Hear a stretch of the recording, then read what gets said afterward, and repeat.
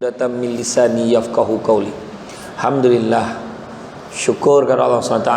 Terima kasih banyak saya ucapkan kepada Al-Fadil Ustaz Haslin Bahrim selaku pemudah acara program pada malam ini, Tuan Pengerusi Masjid Barisan Tenaga Penggerak Hulu Balang yang menjayakan masjid, seterusnya pemimpin-pemimpin yang bersekitar hadir, tuan-tuan dan perempuan yang dikasihi sekalian. Dan bila soalan ditanyakan tentang azam, inilah perkara yang sering kali dibincangkan bila masuk tahun baru, kan? Tak habis-habis azam, kan? Sampai kan besok tak lama besok nak puasa, azam lagi, kan?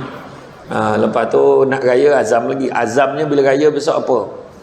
Kemudian nak peksa, azam lagi, kan? Budak-budak pula azam, kan? Azam dan berazam, kan? Jadi azam ni satu perkara yang orang kata keinginan, kekuatan, semangat dalam diri, kan? Nak membuat sesuatu perkara, dan biasanya azam ni adalah menuju pada perkara yang lebih baik.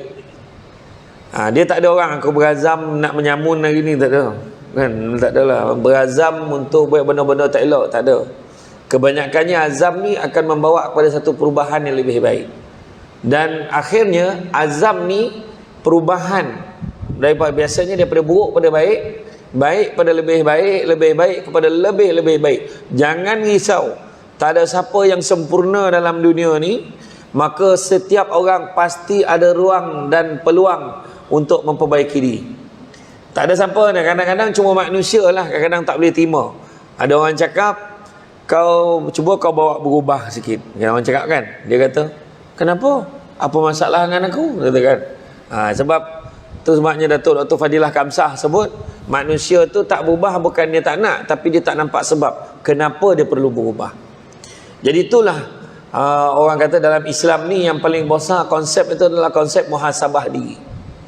Muhasabah diri setiap malam sebelum tidur, kalau boleh sebelum lelap mata. Ini paling susah orang lelaki nak buat ni. Sebelum lelap mata dah fikir dah, hari ni apa yang aku buat daripada pagi sampailah ke malam, sebelum nak tidur. Kenapa sekadar lelaki susah nak buat? Biasanya dah letak kepala hilang.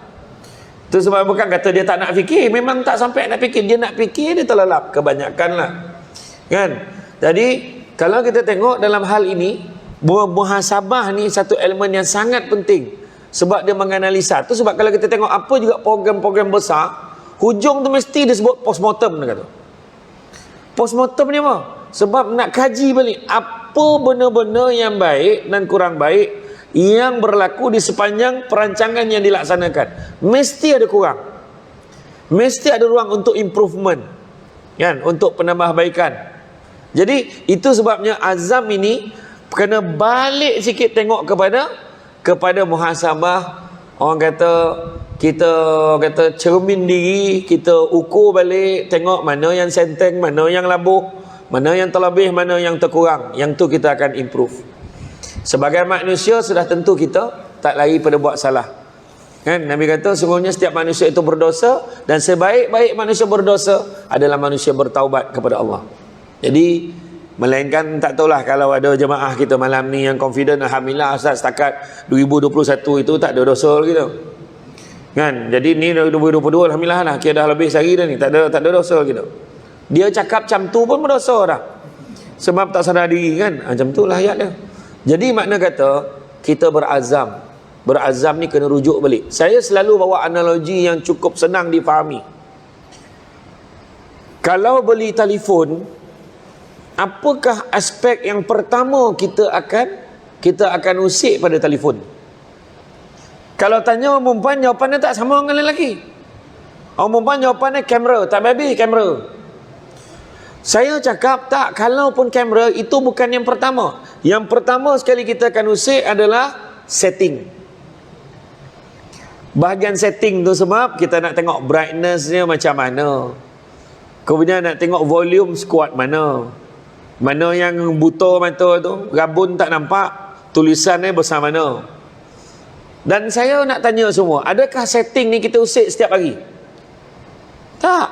Hari pertama tu lah kita usik. Tetapi setelah beberapa bulan, beberapa ketika, tiba-tiba pula kelabu skrin tu, maka kita akan memperbetulkannya balik. Macam tu jugalah kita.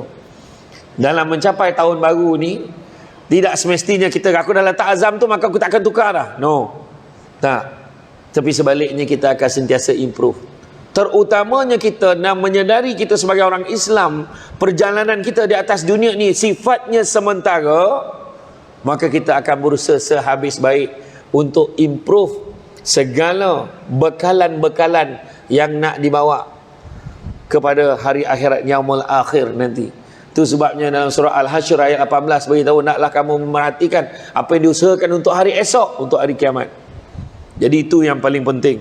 Jadi itu muhasabah tu. Aku tadi pagi subuh, bukan gajah lagi dah, dinosaur. Dah pupus subuh tu dah. Kan? 5 minit sebelum zuhur baru subuh. Terperanjat imam tu, siapa pula yang kunut tentang hari ni? Kan? Kemudian kan cek balik, aku zuhur tadi, ya Allah, zuhur tak semayang rupanya. Leka dah apa? Tengok cerita Ustaz. Hari Sabtu kan? Tengok Ustaz. Kemudian asar tadi, dekat-dekat maghrib baru asar. Contoh, dengan sengaja sebab tengok drama. Contohlah. Jadi makna kata, dia kata, ya Allah, banyaknya dosa aku ini. Itulah lebihnya orang yang bermuhasabah. Maknanya buat postmortem ni, bedah siasat balik, tengok pada tubuh badan kita, apa yang kurang, apa yang terlebih. Saya dulu dalam debat ni memang banyak bagi analogi, nak bagi faham, mudah. Jadi itu dia, macam kita kan, kita dalam kehidupan kita bermasyarakat, 2022 ni nak kena improve. Kenapa pula? Dah hari-hari dengan ceramah pasal kejiranan, kemasyarakatan, macam-macam penceramah datang.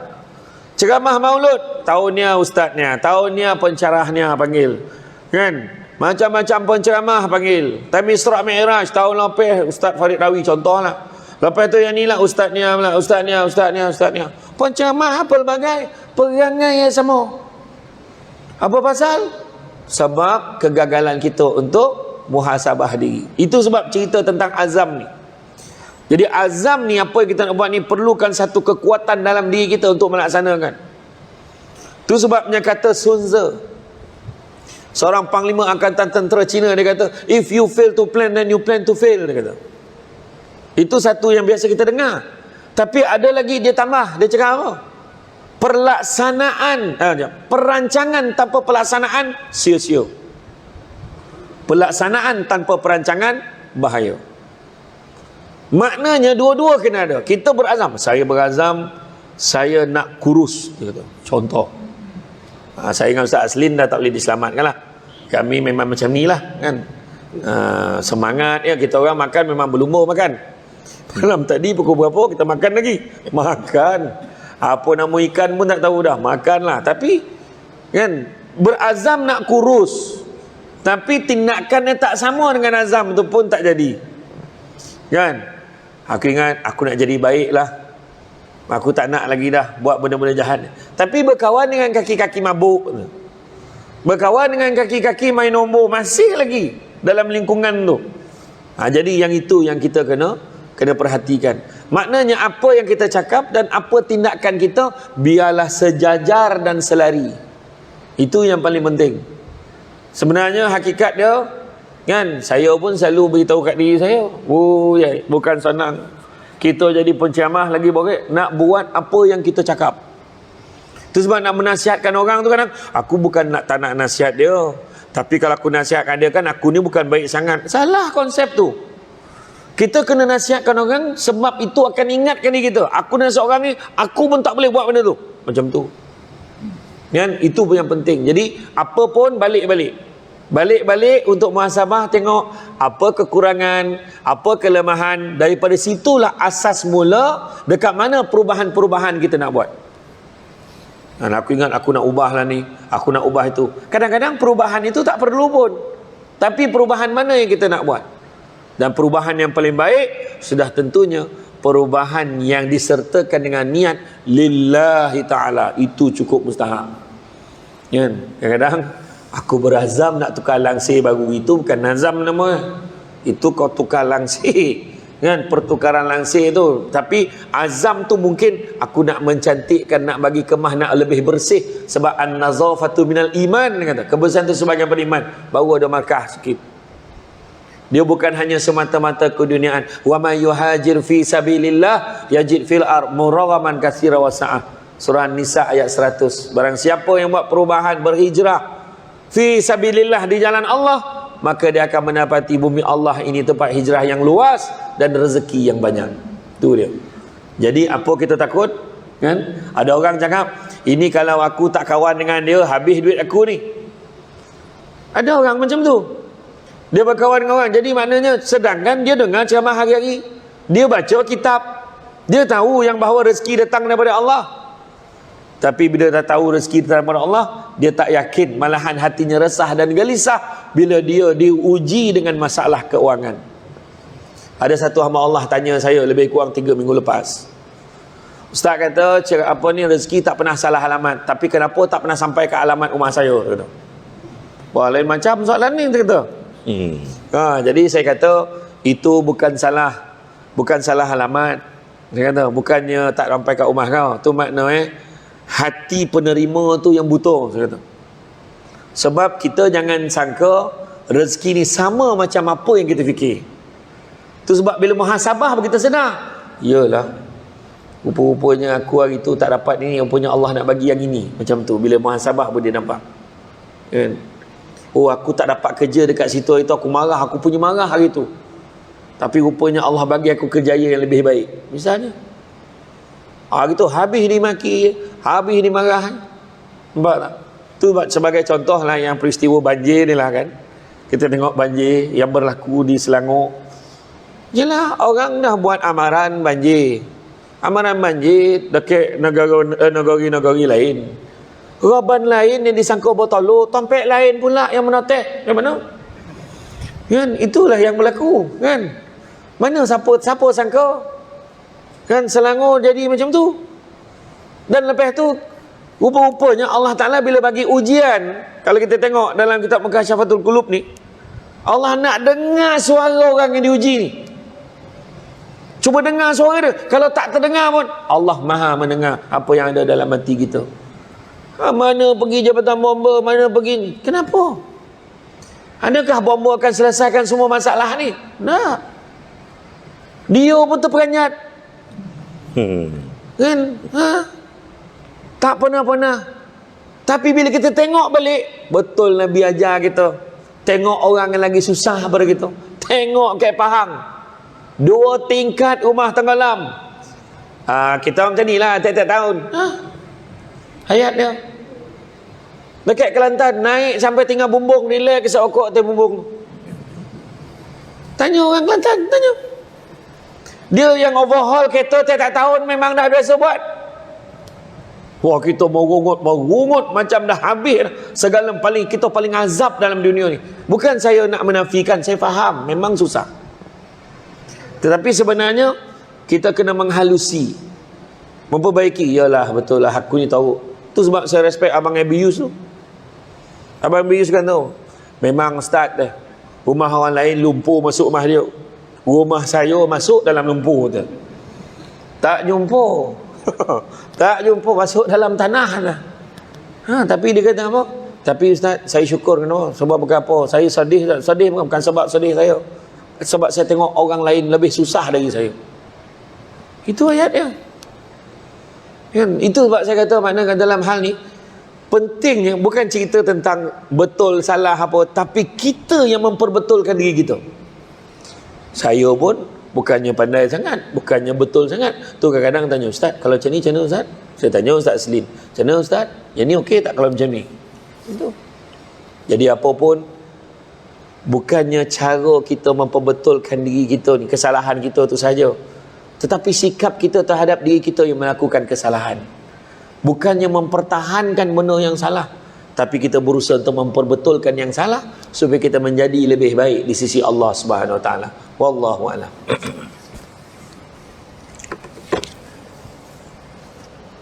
Terima kasih Fadil Samsul dengan penjelasan tentang azam. Sebenarnya benda tu pun tak mari dalam fikiran saya nak tanya soalan tentang azam. Tapi sebabkan hari ni satu hari bulan, memang macam itulah panggil orang kita, azam yang tak habis-habis. Tapi bila sebut tentang kalimah muhasabah, sebab tu Sabah antara negeri yang paling jauh, ya. So dia sampai Sarawak dulu. So tiket Sabah dengan tiket Sarawak mahal Sabah. 2 jam 45 minit pengalaman kita lah. Ke Sarawak sekejap je. Mana orang tak nampak sangat Sabah ni, jauh. Nak pergi kita nak ceramah mana? Baru ni sebelum pilihan raya, dipanggil di dataran benda atas Sabah juga. Dia kata, ya Allah, kata tajuknya itulah apa nama tentang mungkin enter yang pergi kot, kan? Di Sarawak, di Sarawak. Panggil untuk ceramah di Sarawak. Saya kata bila? Minggu depan. Saya kata banyak cantik minggu depan nak panggil. Hari ini dia kata apa nama dijemput kita. Bukanlah kata sibuk sangat. Kita fikir balik Sarawak ni jauh, Sabah tu lagi jauh. Jadi nak pergi dalam keadaan macam tu tanpa preparation dari sudut fizikal kita, mental kita, saya ingat ginilah, tahun depan lah kita akan bincang balik. Sebab mungkin waktu itu mungkin dia panggil sahabat-sahabat kita yang lain. Jadi bila sebut tentang azam ini, ada beberapa nabi yang diberi gelaran sebagai ulul azmi. Dan dengar kan? Fasbir kama sabara ulul azmi minar rusul. Sebab benda ni Allah pilih dalam beberapa nabi, iaitu kalau kita lihat 5 nabi di sini, iaitu Nabi Nuh, Nabi Ibrahim, Nabi Musa, Nabi Isa, Nabi Muhammad sallallahu alaihi wasallam. Saya peringkat ni. Sebab tu azam ni dalam bahasa yang lain ialah memberitahu kepada kita ulul azmi. Ulul ini, ulu tu atau uli, iaitu orang yang memiliki. Azmi ialah orang yang ketabahan, orang yang memiliki kesabaran, orang yang memiliki jati diri yang hebat dalam menghadapi karenah-karenah kehidupan, sama ada apa yang kena atas kepala dia atau daripada caci nista masyarakat. Itu Nabi. Nabi Nuh kan, Nabi apa nama tadi sebut tadi, Nabi beberapa Nabi tadi, Nabi Ibrahim, Masya Allah, Nabi Musa, Nabi Isa, Nabi Muhammad sallallahu alaihi wasallam. Ini antaranya kita sebut kenapa diberikan pilihan kepada mereka, sebab cabaran. Lalu bila sebut tentang beberapa kalimah tu, tentang dalam kaedah fiqh dia menyebut juga, iaitu kalimah yang berbunyi macam apa tadi, Parlimen Tentera Cina sebut dia tu, disebut tentang apabila sesuatu perkara tadi kata al-batil bighairi al-batil bin nizam yaghlibul al-haqqa bighairi nizam. Perkara yang batil, yang jahat, yang maksiat, kemungkaran, kalau diperbuat dengan penuh perancangan, boleh mengalahkan kebaikan yang tak terancang. Betul tu. Ini juga muhasabah. Jadi kita kena cek balik bagaimana kedudukan kita pada hari ini, kan? Dalam bahasa mudah, kenapa anak itu sentiasa memberontak dalam rumah tangga? Kenapa isteri, pasangan dia hilang unrespected, hilang penghormatan kepada pasangan? Kenapa pasangan berlangkah tuding jari macam ni dekat pasangan? Isteri lagi, tambah-tambah isteri pula, you sampai angkat macam tu, atau panggil pasangan dia woi gitu.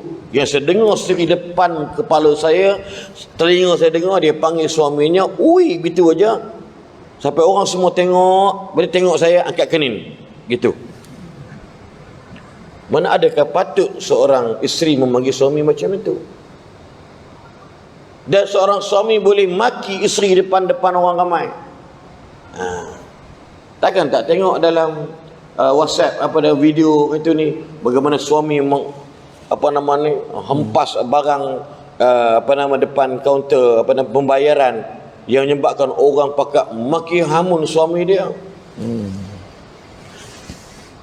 Dibaginya duit, dia langsam semua habis. Yang suami pula jenis mangkuk ayun.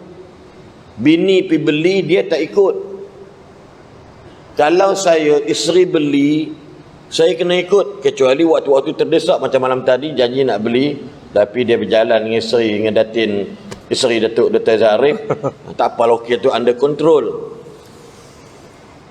Tapi bila dah beli tanpa pengetahuan kita, kenapa kita tak reda je apa yang berlaku? Kenapa ungkit? Kau ingat bapak kau bagi duit kat aku ke?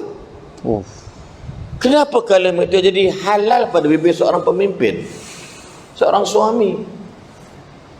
Begitu dengan isteri yang mengungkit-ungkit dalam rumah tangga. Lepas tu kena banyak muhasabah. You tahu tak, I kahwin dengan you pasal my father like to you. Boleh cakap orang putih, asalnya Jawa je.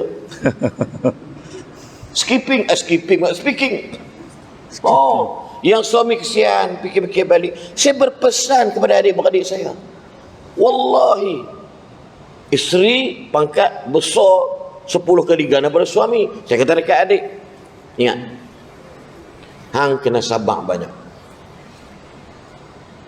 Alhamdulillah ini anak 6 orang lah. Kena sabar banyak. Bila seorang suami pendapatan rendah kahwin isteri yang pendapatan cukup tinggi, saya ingat 10 kali ganda, 20 kali ganda pada dia, maka suami kena sabar. Sebab tu rumah tangga ada perkara, iaitu tasamuhat, budi bicara, tolak ansur. Betul-betul yang Sabtu sebut tentang everything yang kita buat perancangan mesti ada muhasabah. Lepas tu dia panggil KPI ke benda tu. Kan? Saya kerja dengan Tasi dulu tak pernah dapat 70. Duk berangan 90 ke tak dapat lah. Dapat lulus je. Kalau SPM tu D. Tasi kata apa? You gini. Terima je lah. Bagus tu. Kenapa rasa hina KPI dapat 55? Sebab tu, qaul sahabat kata, hasibu qabla an tuhasabu.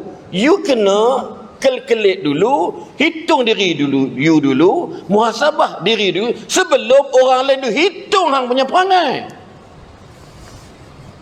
Itu penting. Kenapa hilang budi bicara dalam rumah tangga? Kenapa hilang budi bicara dalam kerjaya? Kenapa hilang bertolak ansur dalam kehidupan? Macam buat tadi lah. Rezeki katanya tak salah alamat, tapi alamat dah bagi tak sampai pun. Betul. Sebab kepala otaknya kedel buat kharab begitu. Dalam hati dia masalah. Betul. Del to pagar kalau lagu tu kan. Bila hati masalah, sebab tu timbul hasad dengki. Dia bukan main ceramah, bukan main pakai kata besar gitu, rumah besar, aku ni tak ada apa-apa semua. Nampak timbul hasad dengki. Lepas tu saya mula cantas hidup dia. Jangan panggil satu debat, itu mengarut punya orang. Panggil aku je. Seorang macam setan dah. Awak kena tahu, dia tu bukan boleh main ceramah. Betul juga kata awak, setan. Sebab tu every night Nabi tak tinggal qul a'udzu birabbil falaq min syarri ma khalaq wa min syarri ghasiqin idza waqab wa min syarri naffathati fil 'uqad wa min syarri hasidin idza hasad. Ingat, every time, every second in the world life, dunia ni penghasad mesti ada. In case kalau kita tak bermuhasabah, duk perasaan kita lah bagus, akulah penyembah utama, akulah begitu, tak payah. Be the best, don't feel the best. Sedap pula cerang putih. Nampak cerdik sikit. Tak nampak dah? Kita derma 1000 dah belagak cerita dalam surat khabar. Saya yang mana telah mulakan bantuan RM1. RM1 buat malu NGO je. NGO yang kami terlibat secara tak langsung 1,5 juta dalam masa berapa hari kita bagi.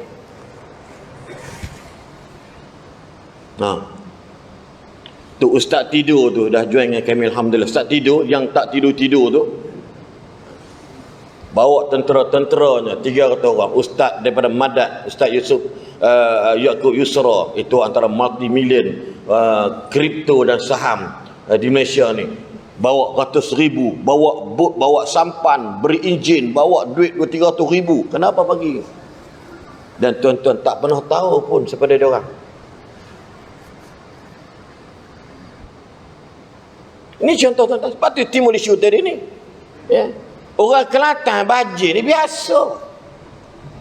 Orang Ganu biasa je. Dok kata dok dan masa, dok tak ada. Orang Kelantan kata hamba kami orang Kelantan ni banjir ni biasa lah ustaz. Dia. Betul sebut isak cerut atas bumbung. Kata dapur tak berasap, tapi bumbung berasap, rupanya isap rokok. Orang ajuk. Laporan daripada berita, alhamdulillah walaupun banjir 2 tingkat bumbung, tapi dapur mereka mesti berasap. Gila punya berita. Orang tu isap rokok belakang tu. Tuan-tuan, tiba-tiba kita kata marah. Betul, saya kena sedih. Sanggup buat viral video, buat fitnah dekat bomba, fitnah dekat tentera, lembak whatever. Patut Allah nak uji kita tuan-tuan. Bandar Raya Shah Alam tak mustahil boleh tenggelam akan datang. Bukan doa. Ni puncak alam, nama je puncak tapi tak ada alam dah. Faham tak? Puncak alam boleh banjir, tak mustahil. Sebab tu Nabi Nuh antara ulul azmi, bila dibuat kapal besar, gila ke orang tua ni? Buat kapal besar dekat bukit. Nuh, sebenarnya kamu nampaknya gila lah Nuh. Ni drama ada bahasa kan. Nuh diam aja. Awak tengok Nuh tuan kawan-kawan. Adakah pula buat kapal besar di dekat bukit? Bodoh betul lah dia. Betul lah kata awak tuan.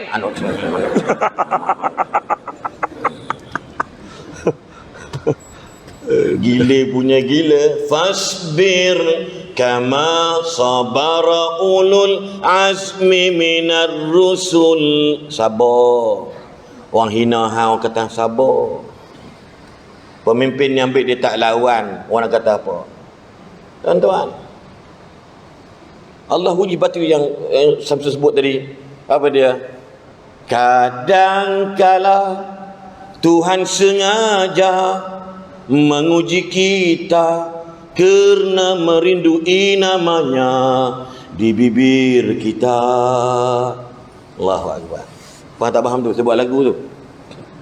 Nak ulang balik?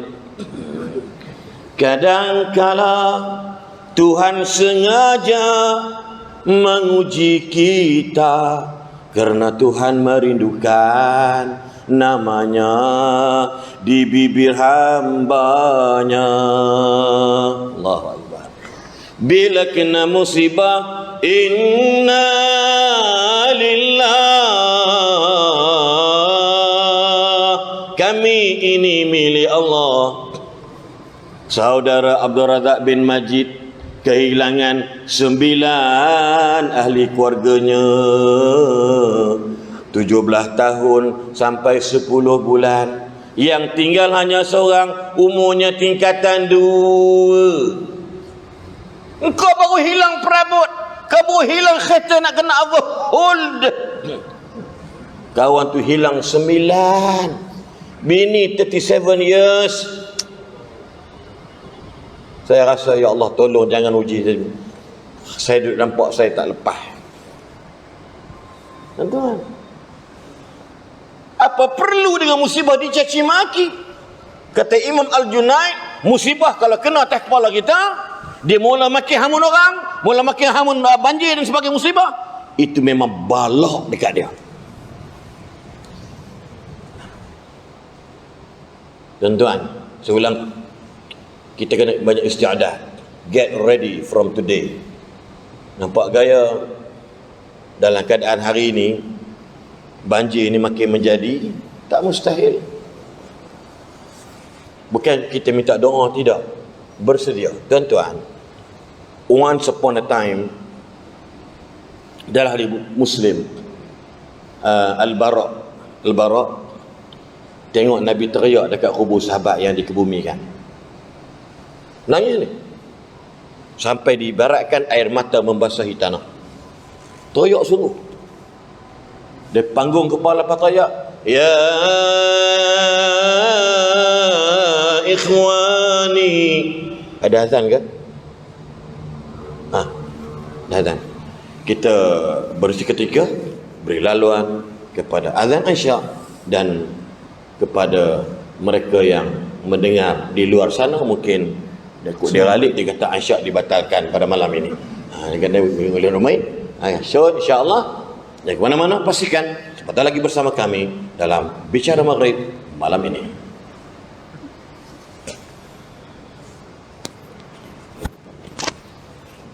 Kata adab mana? Itu je lah. 229 apa? Dia ada ini. Kita pegawai atas tadi ada dia kot tadi tu.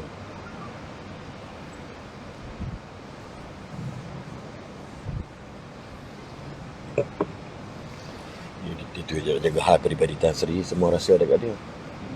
Di India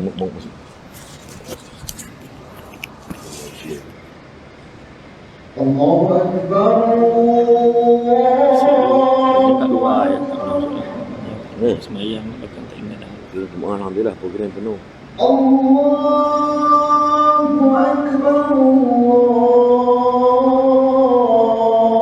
Dia mana juga sebab kuliah-kuliah biasa, mau susah biasa gitu. Ramai. Baru tu semua ramai orang ni. Yang 8 bulan ni. Asyhadu an la Mana ada di sebenarnya tanya Alung. Alung semua. Anak jadual Alung bukan. Soalan 8 tu saya dekat sini. Kat Lembing. Oh lembut. Asyhadu an la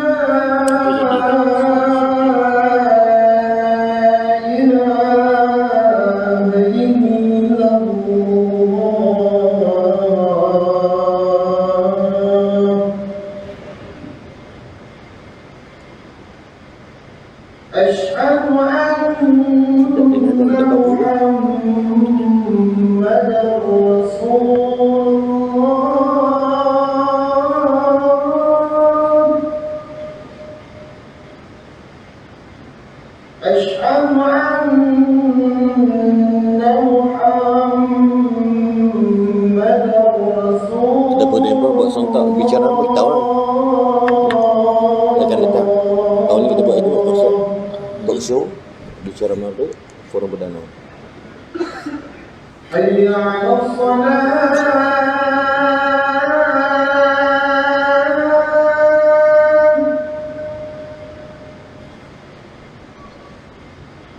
Hayya 'alas salat.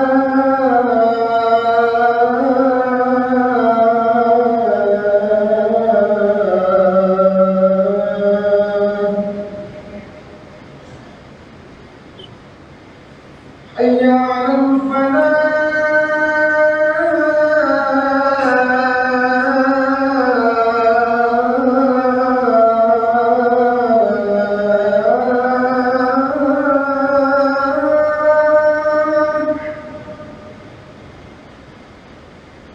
Hayya 'alal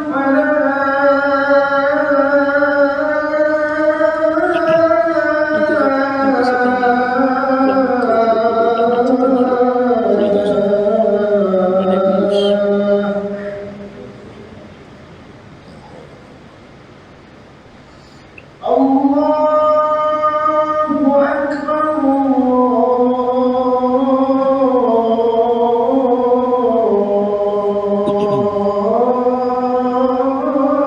Allahu Akbar. Allah.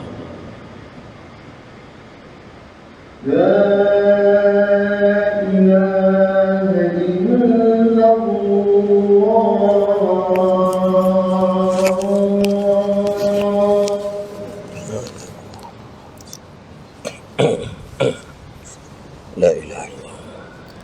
La ilaha illallah. La ilaha illallah. Allahumma salli ala Muhammadin Rasulullah. Taib Al-Barra sebut ketika kami menghadiri majlis perkebumian sahabat, Nabi menangis teresak-esak sehingga kan membasahi tanah, ada bumi. Nabi panggung kepala Nabi tengok sahabat-sahabat lain, Nabi sebut, Ya ikhwani, wahai saudara-saudara sekalian, la misli hadha, kita semua akan jadi macam ni. Second, fa'a'iddu, get ready. Get ready anytime dan on time. Lepas Nabi menangis tu, Nabi sebut, wahai saudara-saudara, dia kata, ya ashabi, ya ikhwani, wahai saudara-saudaraku sekalian, la misli hadha, pasti macam ni. Pendek kan? Pasti seperti ini. Second, fa'a'iddu, habis hadis tu, pendek. Maka get ready. Jadi sebab tu saya tertarik dia bersebut tentang muhasabah tadi. Subhanallah, maka hanya orang ini sahaja yang akan berjaya dan sukses dalam kehidupan mereka. Termasuk yang bercakap pun sama juga. Kita ada syarikat, kita ada kerja, kita ada keluarga dan sebagainya. So apa kita kena buat? Muhasabah diri banyak-banyak. Jadi kita nak pergi kepada soalan seterusnya dan perbincang terusnya tentang kehidupan manusia pada hari ini. Bahasa dah tak jaga, tulisan pun banyaknya sia-sia, kata-kata nista, caci maki, tapi bukan dengan lidah, tapi dengan teknologi baru, dengan penulisan. Lepas tu gambaran Nabi yang bersifat ke depan, Nabi kata orang Islam ialah man salimal muslimuna min lisanihi wa yadihi. Orang Islam ialah, ni saya orang Islam ni, Ustaz asli Islam ni, Islam. So Ustaz Samsul selamat daripada kejahatan lidah dan tangan saya, baru you are Muslim. Belum cerita mukmin lagi. Itu different antara kita dengan orang lain. Tetapi apa yang berlaku bila Syekh Muhammad Abduh dah menyebutkan Islam itu tertutup di kerana perangai orang-orang Islam. So dalam bab-bab ini mungkin kita nak minta, kita tak soal banyak, dua ni punya lah panjang ni insya-Allah, iaitu apakah yang berlaku pada hari ini.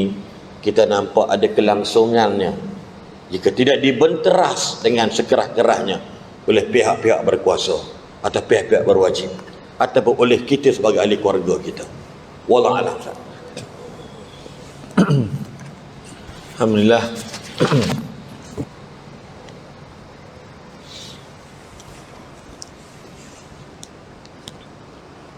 Tentang bahasa, tentang kata-kata kan, ayat yang paling popular orang kita sebut, aku ni mulutnya jahat, hati baik. Biasa sangat sebut tu. Kau jangan ambil hati sangat, aku mulut aku memang macam ni, kata. Kan, cubalah orang lain cakap kat dia macam tu kan, tahu pula dia terasa hati kan. Jadi mana kata tu sebabnya Abu Laits As-Samarkandi beritahu, takut pada Allah ni terlihat pada 7 perkara. Pertama disebut pada lisan dia. Nombor 1 lisan. Yang kedua pada mata dia. Maksudnya lisan tu tadi, nanti saya urai lisan ni. Mata tu, mata tidak memandang pada benda-benda yang tak baik, mandang pada benda-benda yang baik. Baca Quran, mandang Kaabah, mandang muka mak ayah, ni mandang yang baik-baik. Yang ketiga terlihat pada hatinya. Hatinya sentiasa bersih, suci, tidak ada rasa tamak, tak rasa dengki, termasuk juga hasad yang disebut oleh Ustaz Aslin tadi. Begitu juga terletak pada perutnya. Perutnya tidak membenarkan benda haram masuk ke dalam perutnya. Kemudian begitu juga terletak pada tangannya. Tangannya tidak melakukan, maknanya diri itu tidak membuat perbuatan-perbuatan yang mungkar. Kemudian terlihat pada langkah kaki dia. Dia tidak melangkah ke tempat-tempat yang tak baik. Dia memang datang ke masjid aja.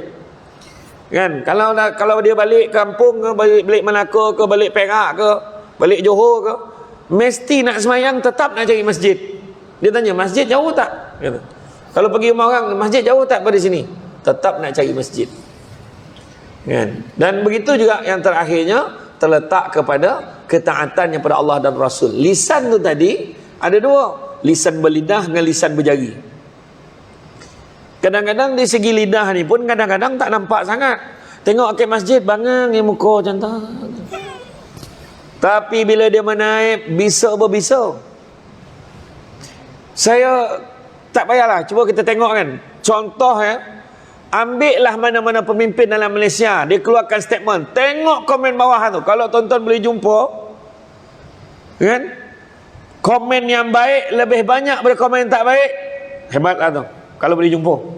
Saya setakat ni tak jumpa. Ada je benda tak elok. Malahan adab dalam penulisan ni tulis benda-benda yang memang sampai satu tahap kata-kata kesat, kata-kata yang, dan bila tengok profil Melayu beragama Islam, apa pasal? Mana silap dia? Tu sebab Saidina Abu Bakar dulu pernah sampai satu tahap dia ambil batu masuk dalam mulut dia, sebab dia nak elakkan diri dia bercakap benda-benda tak elok. Nabi kata kalau tak ada benda elok kau boleh cakap, baik kau diam. Tu Saidina Abu Bakar ambil batu masuk dalam mulut. Hari ni tak payah ambil batu masuk dalam mulut, pegang telefon, diamlah. Tapi tahap apa ni tahap kan memang sengas, memang menyinggah ayat. Kalau ayat tu tak elok, ya Allahu Akbar. Kerana nak cakap ini isu dia. Lidah ni menurut kajian, lidah kita ni ketika lahir, manusia tu dilahirkan, lidah adalah anggota antara yang paling lewat berfungsi. Bukannya lahir-lahir tu berbunga, lahir berceramah dah. Kan? Lahir nyanyi lagu apa? Lagu Hindustan. Tak ada. Paling lambat. Tetapi menurut kajian, bila mati je seseorang manusia itu ditanam, dikebumikan, lidah adalah anggota yang paling awal sekali akan hancur. Mesej yang nak disampaikan kat situ adalah kita kena faham bahawa lidah ini adalah amanah Allah bagi kat kita. Termasuklah lidah berjari tadi, saya kata tadi, lisan berjari. So di mana silap dia? Saya sebut malam tadi, kita bukan nak cerita politik, tak. Saya perbetulkan, saya nak semua orang tahu ini bukan cerita politik, tetapi contoh kita tengok dalam parlimen. Seorang ni menjorit, seorang ni diam, dia menjorit. Sampaikan Sultan Johor ke macam sangka baru. Kan? Kemudian kita tengok apa yang berlaku di kalangan orang di dalam media sosial, kutuk maki. Jiran dengan jiran tak baik. Anak murid tak hormat guru. Dulu orang dulu jahat macam mana, setan macam mana perangai kali pun, nampak guru buang rokok, talan putung rokok tu kalau boleh. Hormat pada guru. Berlaku di satu sekolah, dia isap rokok, pengetua dia lalu, dia turun cermin, pengetua tu pandang budak tu. Budak tu ingat, apa tak tengok? Naik cermin cikgu tu balik, jalan cikgu. PDPR. Assalamualaikum semua. Macam mana cikgu tengah semangat ni, mana anak murid saya? Krik. Cikgu tu sorang-sorang. Bukannya dekat kampung Ulu Banat ni. Bukan kek Congkau, bukan kek Siliau, bukan kek Joseh. Kat bandar-bandar besar, not even 10% kehadiran pelajar-pelajar di bandar ni dalam kelas. Mana silap? Habis botol tiang telekomunikasi itu tumbang kek Syalam tu, kek Kelumpur tu. Tak. Anak murid tak hormat guru. Guru-guru pun tak hormat pada profesional. Saya cakap dengan cikgu, saya kata, kenapa bila tanya cikgu, awak kerja apa? Cikgu je. Kenapa dia je? Sebab dia sendiri pun tak dapat nak rasa penghormatannya sebagai seorang guru. Sedangkan cuba ingat guru-guru dulu macam mana? Datang cikgu baru kat kampung, bertandan pisang sampai. Pisang, nangkau, cemponak, boreh, segala benda nak bagi. Penghormatan pada guru. Dulu bawa anak-anak jumpa dengan guru. Ni anak saya nak belajar ngaji, Ustaz tolonglah Ustaz ajar anak saya, tolonglah Ustaz. Kan? Merayu bila ustaz cakap, insya-Allah saya cuba ni ustaz rotan ustaz ni, kalau anak saya nakal rotan ustaz jangan mati sudah. Berharap guru terima. Hari ni kau ambil ni RM50, kau pergi belajar kat ustaz kat masjid tu. Dia jumpa pun tidak. Jemput anak kat depan rumah guru tu. Tin tin tin tin. Hon. Suruh cepat keluar. Malah. Ini semua adalah merupakan krisis nasional hari ini. Krisis nasional apa dia? Krisis adab. Itu cerita. Sebab dulu Nabi sebut ta'dibu auladukum bisalah sati asya. Nabi sebut ta'dibu tu. Nabi sebut didik tu dengan ta'dibu tu makna adabkan anak-anak kamu tu. Nabi kata dengan 3 perkara. Bihubi Rasulullah, bihubi ahlihi, biqiraatil Quran. Kata. Adab, cerita adab ni, semua ni cerita adab. Kalau dulu kan kita dah belajar daripada kecil dulu. Kalau orang cakap jangan potong cakapnya, adab. Ya. Ya. Macam tu. Jadi apa pandangan awak? Boleh ulang ni? Tu pun tak dengar ni. Adab. Adab. Tu bawa orang kata makan sirih berpinang tidak, pinang ada kat Kota Melaka. Makan sirih mengenyang tidak, tegah dek budi dengan bahasa. Adab. Bercakap sebab orang dulu tu nak bercakap tu kan, dia berlapik dengan berpantun dengan apa nak meminang anak dara orang ni, memang hati-hati betul, takut salah cakap. Dek salah cakap tak dapat dia meminang kawan tu. Pinangan ditolak sebab salah cakapnya. Tapi kadang-kadang yang tak pandai tu dia beritahu lah, saya ni ialah nak berpantun pun tak pandai, tapi hajat di hati itu memang besar. Ada kan? Adalah ayat lapik kan. Hajat di hati nak menyunting bunga di taman dia kan. Kawan tu pun jawab, mana tahu saya kerja nursery tu. Kawan tu pun tak faham kan. Tak ada. Kan? Jadi mana kata adab ni cukup penting. Cukup penting. Kan? Itu sebab saya cakap semua isu adab. Saya pergi ke Melbourne ceramah, nampak Samsul debat kampung ni, Melbourne ceramah. Bukan Melaka dah, Melbourne. Tak ada lah. Sampai di Melbourne, ada yang tanya, ada rakyat Singapura yang ramai yang duduk kat sana lama, dia tanya, Ustaz, Parlimen Malaysia memang hari-hari macam tu ke? Bayangkan tu. Apa saya nak jawab? Kan? Tak, bukanlah kata kita, macam saya kata tadi, ini bukan isu politik, ini isu adab. Jiran sebelah-sebelah macam mana? Sedangkan Nabi dah ajar. Nabi kata apa? Sesungguhnya dia tidak beriman, dia tidak beriman, dia tidak beriman. 3 kali Nabi ulang. Sahabat tanya, siapa dia Rasulullah? Orang yang menyebabkan tetangganya tidak merasa aman dengan kejahatannya. Jangan syok sendiri. Aku ni diterima masyarakat semua respect aku. Jangan syok sendiri. Suruh orang lain buat kaji selidik lu.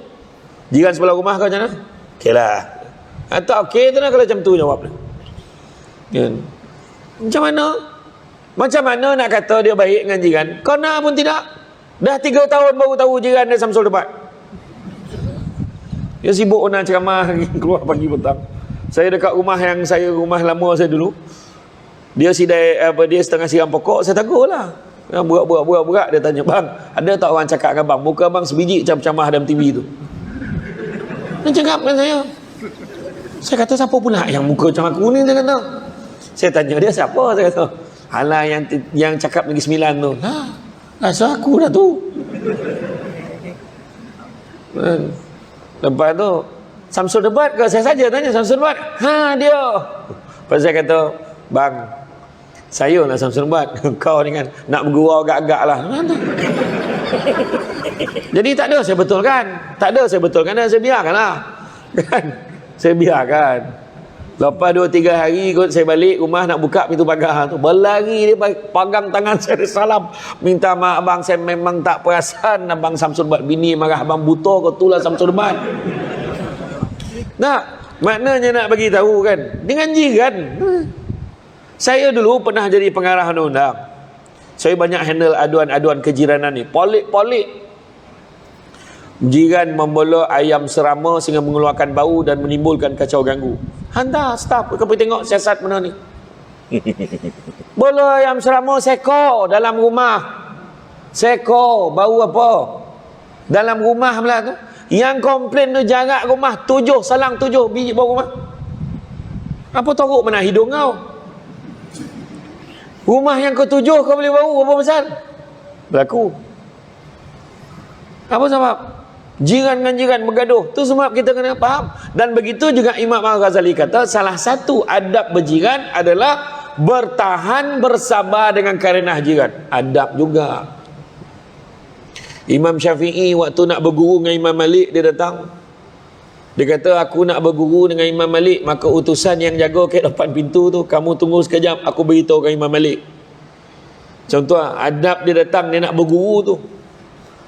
Dia kata, wahai Imam Malik, kat luar tu ada seorang budak, dia nak belajar dengan kau, nak berguru dengan kau. Pesan dengan dia, kata Imam Malik, suruh dia baca dulu kitab Muwatta' yang aku dah susun tu, suruh dia baca. Imam Malik dia susun balik himpunan hadis-hadis Nabi tu dalam kitab Muwatta' ni. Dia sampaikan orang lebih ingat kitab Muwatta' Imam Malik daripada orang sebelumnya, kan? Jadi macam inilah aku dah cakap dengan Imam Malik. Imam Malik suruh beritahu kau baca dulu kitab Muwatta' yang Imam Malik dah susun tu, kau baca dulu. Tolong sampaikan pada Imam Malik, kitab Muwatta' disusun tu dalam kepala aku tu. Masuk dia dalam, bergegas keluar Imam Malik, terperanjat, biar betik, kan? Ya ke yang aku dengar ni? Kau kata kitab Muwatta' kata dalam kepala kau? Ya benar, wahai tuan. Kalau macam tu aku nak cuba kau tabuk muka surat ni sebiji, tabuk muka surat ni sejibi, tabuk muka surat ni sebijon, sama. Dan untuk makluman semua, tebal kitab Muwatta' tu adalah antara 5 ke 7 kali Quran, yang mana Imam Syafi'i hafal dalam tempoh 9 ke 15 hari saja. Kita tuan-tuan, kulit buku pun terpek dah, kan? Tak, ni cakap betul. Maknanya tengok adab macam mana. Dia bawa tu, dia dah baca dulu.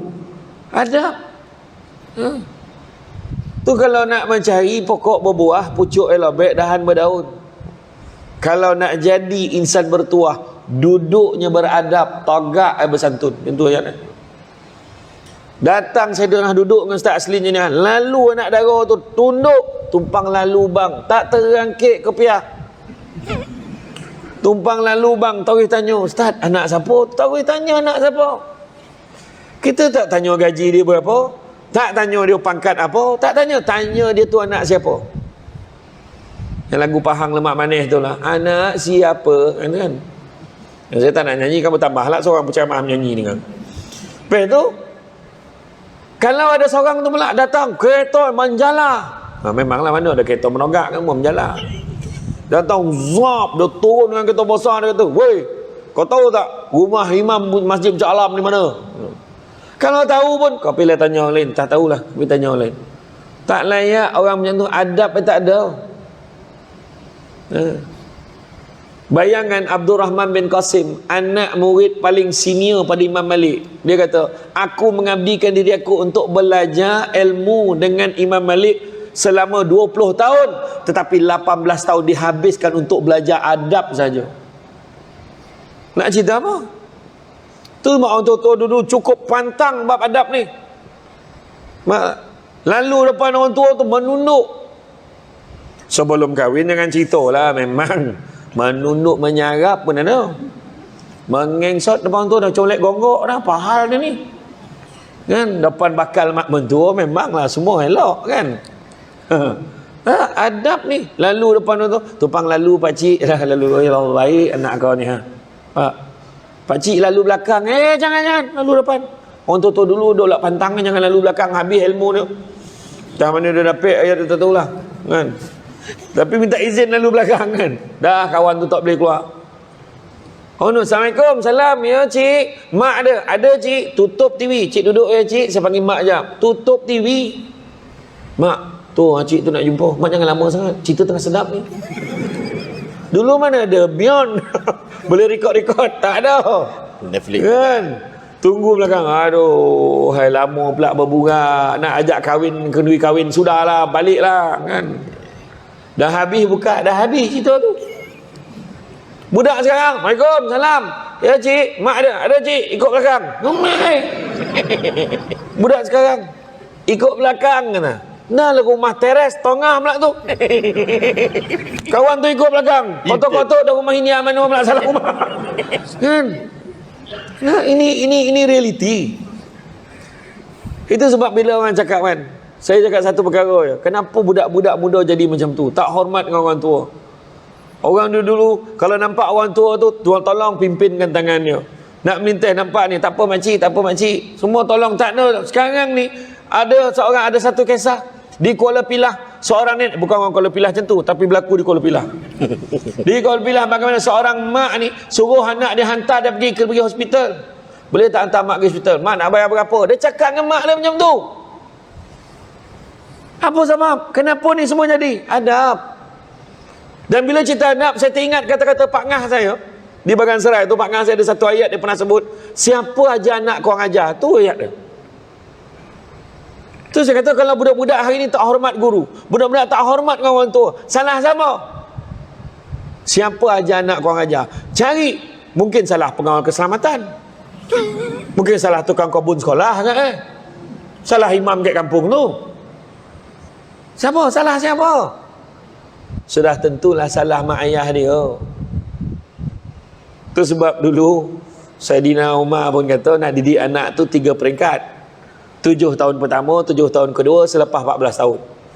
7 tahun pertama layan anak seperti raja. Apa dia nak bagi. 7 tahun pertama bagi. Apa dia nak. Bukan susah sekarang, kau ada RM2 banyak. Bagilah. Kan? Lepas 7 tahun tu, 7 tahun kedua, layan anak seperti hamba. Dah mula kena buat kerja-kerja kat rumah. Buang sampah, sapu, tolong mak macam mana kemah rumah meniaga ke apa, ke tolong apa, kemah-kemah apa yang patut buat, bersih, buang sampah dan sebagainya. Cuci pinggan. Selepas 14 tahun, layanlah anak seperti sahabat. Itu penting. Kan? Jadi benda ni menceritakan tentang adab. Macam mana saya pergi pondok Ustaz Jafri dengan pondok Ustaz Muhammad James. Lepas saya ceramah tu, budak-budak tu bersusun nak salam cium tangan. Dia salam tu 3 tompek tu, cap cium cap ni, cap cium cap. Budak ni macam tu, berpusing-pusing tangan. Lepas tu jangan cakap lah bau tangan tu macam mana. Tapi nak beritahu kenapa macam tu? Sebab mereka diajar tentang adab, hormat gurunya mana. Kita nak jadi sagan. Tak apa. Saya minum tak habis, bawa robot nak habis dengan air. Benda ni lah sebenarnya yang kadang-kadang kita kena renungkan balik. Masalah masyarakat kita hari ni sebenarnya isu adab. Tengok kat Jepun tu. Kat Jepun tu, dia hormat sikit, haid takkan. Pap nunduk tu. Haid tu. Dia punya jaga adab lagi teruk daripada kita. Kita kalau buat appointment dengan dia, jangan kita lambek pada dia. Memang dia balik copek pada dia pun dia marah. Macam dia pula lambek dia tu. Jadi kena ngam-ngam sampai. Tu dia Jepun. Parking kereta belakang, kasut menghadap keluar. Kan, cakap, "Woi, pandai kau ya, kasut-kasut kau semua menghadap keluar, kau ikut Jepun, ikut Nabi. Itu sunnah mana?" Kan, sanang sarung keluar. Iyo, tuan-tuan. Makna kata bab adab ni dah lama dah. Tu sebabnya Imam Malik kata biar ilmu sikit tapi jangan tak ada adab. Anak kita mungkin belajar tak pandai, duduk rumah belajar tak tinggi.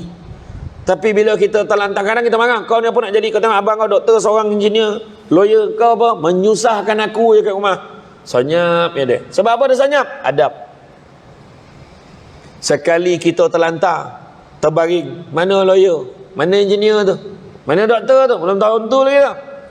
Tiba-tiba anak yang dia kata bangang tadi tu, anak tu lah, mak makan mak nak makan apa? Mak cakap je, nak jambu batu, salamak celepi, mak cakap je. Dia suap mak dia, tertib, cebokkan mak ayah dia sakit, macam mana? Mengalir mata mak, ini anak aku dah. Itu sebab saya kata tadi. Kan? Kalau tak boleh menyenangkan orang, jangan nyusahkan orang. Bab adab ni cukup penting. Kan? Cukup penting. Itu sebab Nabi kan, Nabi kalau duduk Nabi ada sekali, ada satu kisah riwayat tu, Nabi duduk, macam mana seorang sahabat tengah bercerita, dia tak perasan, sahabat ni badan besar, dia tengah sadap bercerita, dia tak perasan, dia himpit kaki Nabi. Dia cerita syok cerita, Nabi tak sound. Kau nak cerita lah, agak-agak lah kau himpit kaki aku ni. Nabi tak cakap tentu. Nabi tahan sebab apa? Adab Nabi tak nak potong dia tengah seronok bercerita. Nampak? Ya. Kan ada satu kisah tu, satu riwayat tu yang macam tak silap saya, salat maghrib, nak salat maghrib lepas azan, tiba-tiba terbau bau yang kurang menyenangkan, bau kentut. Sahabat semua dah pandang, siapa yang ambil wuduk ni, dia lah kentut ni. Nabi tahu, potong. Nabi kata apa? Siapa nak makan daging dengan aku lepas ni, nak makan kambing dengan aku lepas ni, pergi ambil wuduk sekarang. Semua pergi ambil, langsung tak tahu siapa kentut.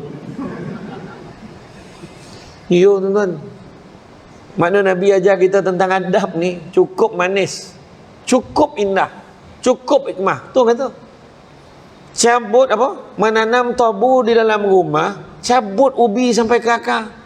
Sedikit ilmu kalau dengan hikmah, selaut garam terasa tawar. Maksud makna boleh kita selesaikan dengan adab dan hikmah ni. Nabi berapa banyak hikmah Nabi kan? Arab Badui tu, yang seorang Badui tu masuk dalam masjid terkencing. Sahabat nak marah, Nabi kata jangan. Biar. Sahabat ni kan pula biar orang tu terkencing. Biar Nabi kata. Dah habis kawan tu terlelap, terjaga, kawan tu pun bangun, pergi. Sekarang baru bersihkan. Semua tanya, kenapa kau suruh biar, sekarang kau suruh bersihkan? Kalau tadi kau tahu dia tengah berio kencing tadi, kalau kau seragah dia mengirai kan, lagi banyak tompek kau kena bersihkan. Tengok, banyak lagi cerita pasal adab ni. Memang tak cukup masa, maknanya confirm kena panggil lagi. Kan, itu ni saya bagi saranan lah. Macam tu lah lebih kurang. Tapi memang sebenarnya saya memang dalam beberapa tempoh dan ketika lockdown itu, waktu online, banyak sangat saya sentuh pasal memang bab adab ni. Memang suka sangat saya. Kenapa? Apa sebab orang duduk-duduk buat macam ni? Kenapa? Ada hikmah dia. Bertunang kan, orang bertunang kan paning tu, bertunang bersanding, mangang betul lelaki tu bertunang, beria dah datang, lelaki tu nak menyarung cincin, mana kau belajar dengan tu? Saya tak ada, saya sound tepat yang saya bagi kan. Janganlah macam tu kan. Adab mana kan, dia belum kahwin lagi, bertunang belum kahwin lagi, kau beria mana ni pahal kan? Orang nak marah, saya marah lah, saya cakap itu dia. Tapi dalam hal ni itu dia tuan-tuan, kalau kita tekan semua orang tekankan tentang nilai adab, insya-Allah makmur lah. Apa juga struktur, apa juga bahagian section dekat dalam negara kita ni, insya-Allah akan makmur. Itu dia. Bila adab tak ada, huru-hara lah, apalah beza kita dengan apa yang disebut oleh Buya Hamka. Hidup kalau sekadar hidup, babi di hutan pun hidup dia. Kerja kalau sekadar kerja, kera di hutan pun bekerja. Beza kan lah diri kita dengan korang dengan babi hutan tu. Beza apa? Adab. Adab. Teringat pula saya apa? Yang arwah Datuk Ismail Kamus, Ustaz Firdaus, anak dia cerita. Waktu dia dah tak sihat tu, dia sampai waktu makan tu dia cerita dengan anak dia. Apa sebab anak-anak babi jalan nunduk tu? Anak tanya, siapa lah bah tu? Sebab dia malu mak ayah babi tu. Saya tiba-tiba teringat cerita tu kan. Tapi tak nak bagi tahu kita ni tentang adab ni. Adab ni itulah yang membezakan kita dengan makhluk-makhluk selain pada manusia ni. Insya-Allah. Jadi tuan-tuan dan puan-puan yang mati Allah sekalian, tu sebab bila Ustaz Aslin sebut tentang ni lah, tentang puncak alam pun, tak mana poi alam itu, sebenarnya itu pun isu adab. Buat rumah main lunggah ya. Kan? Tak kira. Sekarang ni rumah makin lama makin tinggi, makin naik. Saya tengok yang highway baru ni main tinggi tu lah. Tonton tengok kat Ceras tu, yang kat Langat tu. So tengok rumah lagi tinggi pada bangunan tu. Tapi longkang sama ya. Mana nak diarahan? Cakap. Itu yang saya kata tak mustahil tu. Memang betul. Adab yang mana? Tu masa saya kerja dulu, kita letakkan syarat pada pemaju perumahan, nak buat rumah, segi adab, dia kena reservekan tanah kubur. Jangan kau buat tempat orang hidup ya. Buat tempat orang mati sekali. Kalau dia kata tak ada tempat, tak apa, bayar duit kat kerajaan negeri, kita yang akan redeem, ambil tanah mana-mana dengan duit yang dia bagi tu. Terpaksa buat. Adab. Buat masjid besar-besar kan, kita buat besar-besar, maka adab datanglah kan. Oh, tak ada ke masjid, tak ada ke masjid, tempat kita disusah lah. Sampai ke sudah dia tetap tak datang kan. Iya. Berapa kali tukar imam dah, komplain kan main banyak kan? Bukan orang sini dah, saya dah cek sini tak ada tempat lain. Ada komplain duit banyak, oi, masjid tu duit banyak, program tak ada. Jawab balik, program banyak kau yang tak ada. Contoh jawab contoh. Payah mana kan? Bagilah cadangan. Kalau ada cadangan yang baik, bagi tahu. Kan? Ni ya, insya-Allah tuan-tuan. Adab ni penting sekarang ni. Sangat penting, kritikal sangatlah. Anak-anak dengan teknologi ni, sampaikan adab ni dah tak ada apa dah. Dia tak peduli dah orang kiri kanan. Dulu kita beraya nak duduk ni tu sebab malam tadi kita orang happy sangat. Sebab bila lah dapat duduk sekali, bila dapat duduk sekali, malam tadi dapat duduk sekali. Langkawi lah, balon lah. Malam tadi orang dengar camah tu sampai dalam perahu dekat laut tu mana tu. Dia rapat nak masuk dalam tak boleh. Ke laut pun ya. Ya, ni cerita betul. Makna kata alhamdulillah. Yang malam tadi pula tak ramai pula yang buat live. Kan? Audio kuliah pun tak buat live. Kan, yang apa audio ilmu, apa kuliah ilmu pun tak buat live. Sudahnya ada seorang budak tu buat live. Dia buat live YouTube. Dia biasa tengok video dia tu, dia buat live biasa 2 oleh 3 oleh orang. Malam tadi 10,000 langsung kena blok. Kesian budak tu dah kena blok. Dah berapa orang yang follow dia. Tak nak ceritakan, tapi alhamdulillah tuan-tuan. Adab, kan, adab. Nah tu dia. Jadi itu saja daripada saya. Jadi mudah-mudahan tuan-tuan, bukan apa, dalam bab adab ni penting. Penting, itulah yang akan mengukur kedudukan kita sebagai manusia ni sebenarnya. Jadi itu saja dari saya. Saya ucap terima kasih banyak atas kesudian mengundang pada malam ini. Tenang-tenang air laut, sampan kelok mudik ke Tanjung, hati terkenang mulut menyebut, jasa baik penganjur menjemput ni, rasa nak junjung. Wallahu alam. Terima kasih. Alhamdulillah.